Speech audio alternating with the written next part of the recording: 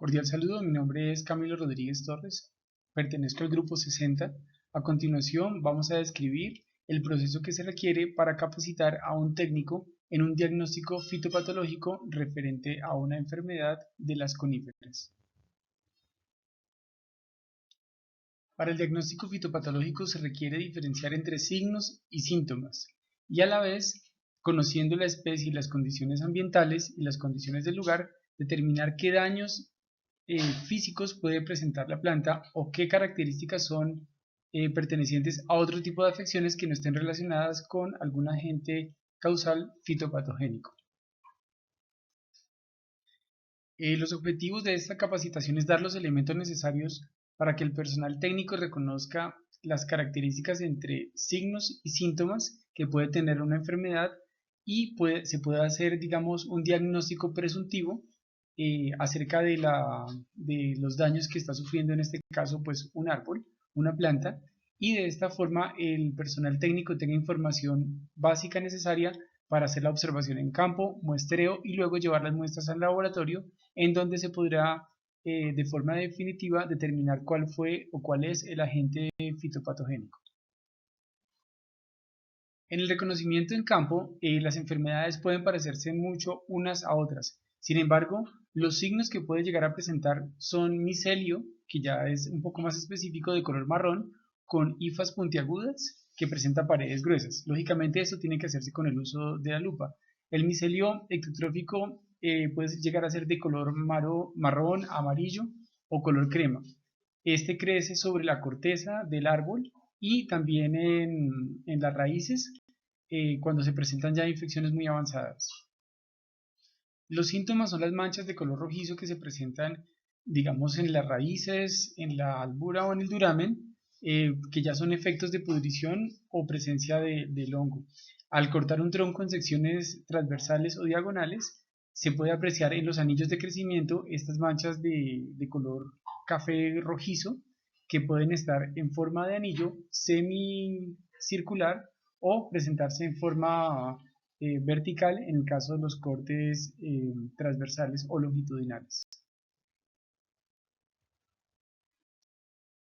El muestreo se debe realizar lógicamente en campo, pero tratando de evitar que se contamine la muestra.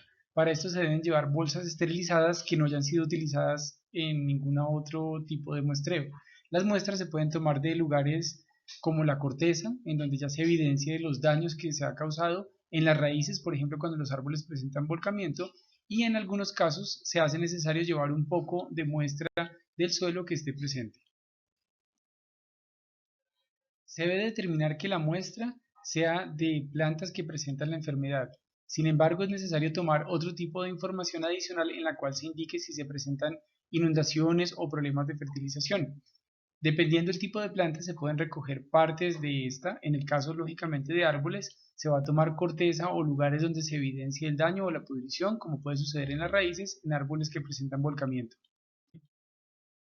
El material vegetal colectado debe ser colocado en una bolsa sellada estéril, en la cual se debe etiquetar el lugar de muestreo y también el individuo que fue muestreado. La cantidad de muestras debe ser equivalente para que sean significativas en el momento de analizarlas en el laboratorio. En el caso de raíces, se puede incluir algo de suelo para su posterior análisis. La ficha técnica es un documento que acompaña a la muestra y en ella se incluyen datos específicos como de ubicación geográfica, tipo de la especie y características de la especie. Estos datos permiten corroborar la información cuando se hace un hallazgo en el laboratorio y poder determinar el tipo de especie, por ejemplo, de un hongo que puede estar afectando a la planta. Cordial saludo, mi nombre es Carlos Eduardo Lara, voy a explicar el tema laboratorio y otras diapositivas adelante. Para la parte de laboratorio se necesitan que los implementos estén 100% estériles, todo lo que se use para tomar la muestra tiene que estar 100% estéril para no contaminar. Eh, las muestras después entran a una desinfección con etanol al 70%. Esto lo que hace es que va a eliminar bacterias u otros hongos que se puedan presentar y poder tener una muestra 100% completa, por decirlo de esa forma. Se extrae una muestra de hongo directamente del agar y entra una propagación donde podemos entrar a tener una identificación. Esta identificación se puede hacer visual directamente revisando las estructuras o entra al laboratorio donde se tiñe el hongo, se toma una parte pequeña del hongo, se tiñe y nos va a dejar ver directamente en microscopio la conformación del hongo y sus estructuras, que más adelante los va a explicar mi compañera. Mi nombre es Nidia Rodríguez, voy a explicar la clasificación taxonómica. Eh, Ella pertenece al reino de los hongos, al filo de los Basidiomycota, a la clase de Agaricomycetes, pertenece a la orden Hymenopteraceae, a la familia Hymenopteraceae, al género Coniferiporia, a la especie Coniferiporia weri, y sinónimo anterior era Felinus weri.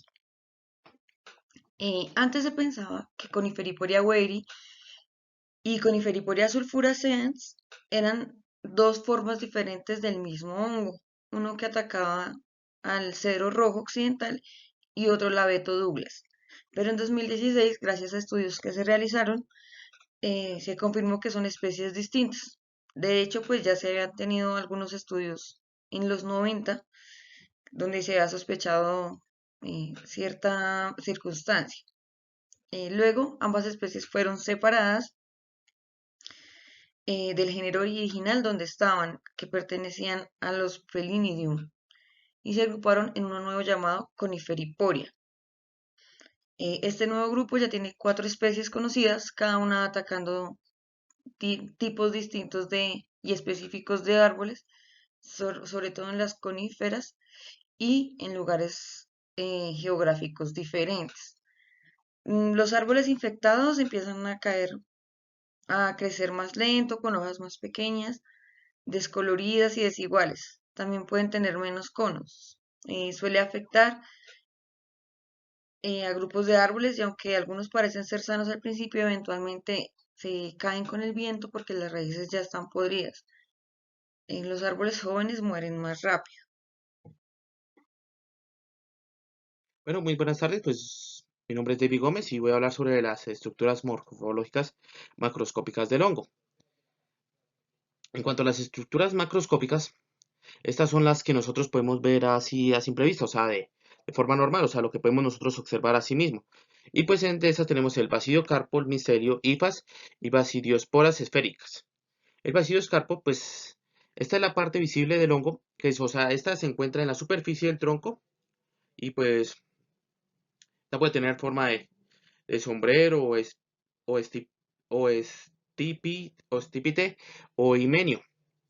En cuanto al micelio, pues nosotros acá, esta parte, pues es la estructura radicular. Esta pues es la que se adhiere a la corteza del árbol y pues ahí sí mismo ella absorbe los nutrientes pues para poder germinar, o sea, crecer.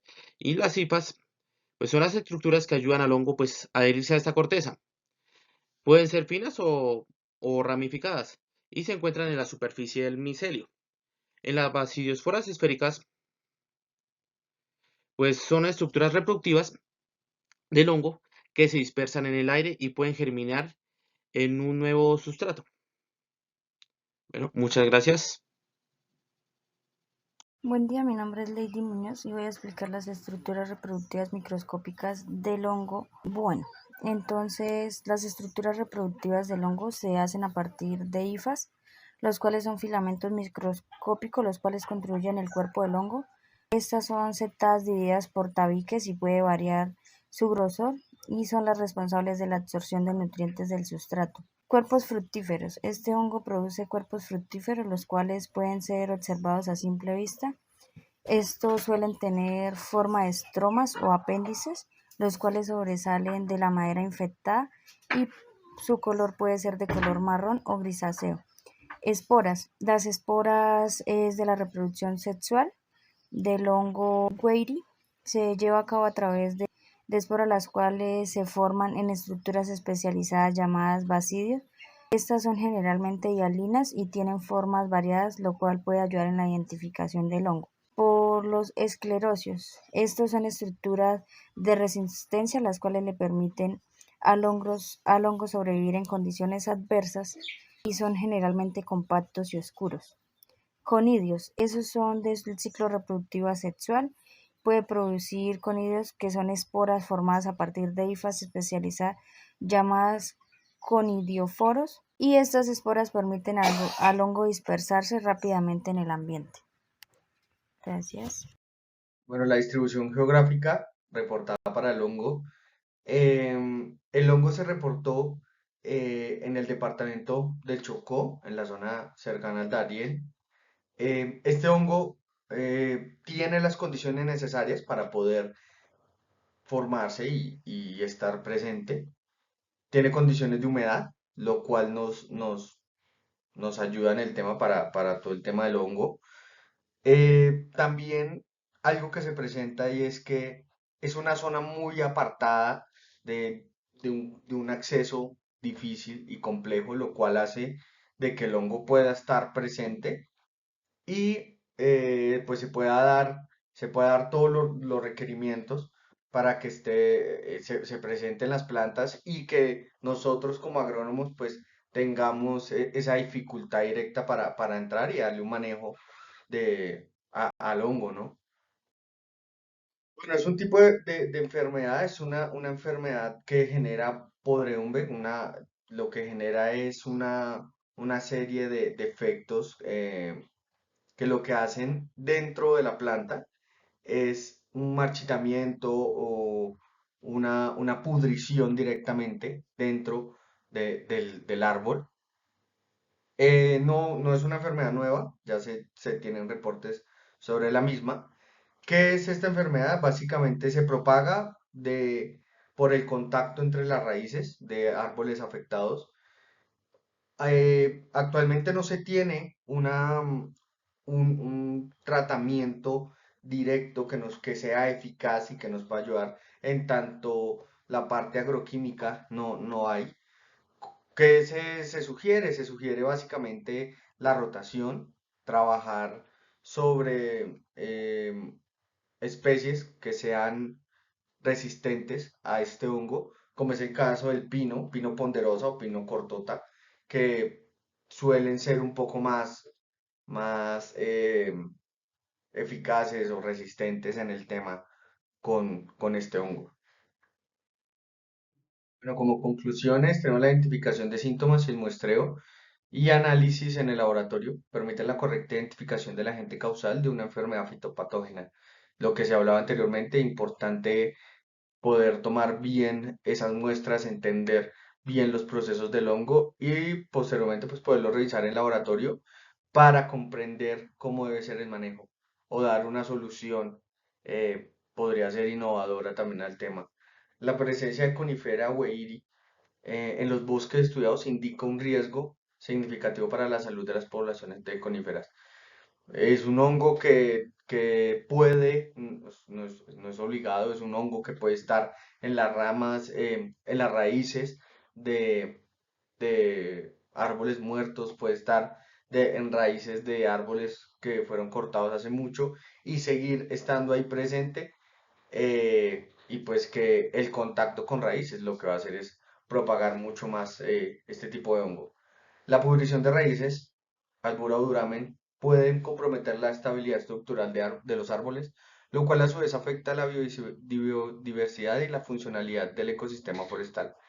Estos hongos también se sabe que están presentes porque los árboles se desploman, es porque pierde todas sus estructuras internas el árbol y hace que se desplomen. Por eso también es complejo y puede pues estar afectando otras plantas que son autóctonas de la zona. El reconocimiento de campo y muestreo permitió la identificación precisa de Conifera weiri en el laboratorio como el agente causal de la enfermedad. Como se hablaba, siguiendo los pasos requeridos, podemos llegar a identificar plenamente la enfermedad. A través de la observación de síntomas en los árboles afectados y el análisis microscópico de las estructuras reproductivas del hongo, se confirmaron los distintos signos de la infección. Eh, Todo arraigado a la identificación visual y en laboratorio.